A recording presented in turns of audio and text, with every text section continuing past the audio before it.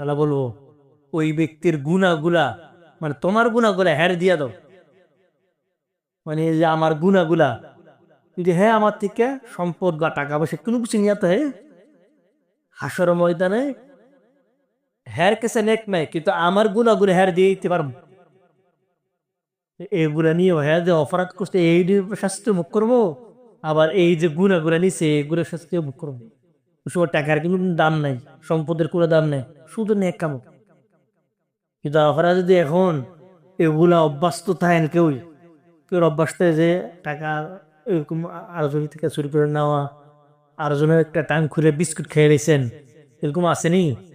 ধরেন না একজন একটা টুপি লুকিয়ে দিয়েছেন, এটা এখন দিতে আপনার আরে বাড়িতে কি দেখ ফর্মি বা একটা পাঞ্জাবি ঢুকে দিয়েছেন, একটা পায়জামা ঢুকে দিয়েছেন, এরকম আসে না? অনেকে এরকম করে না?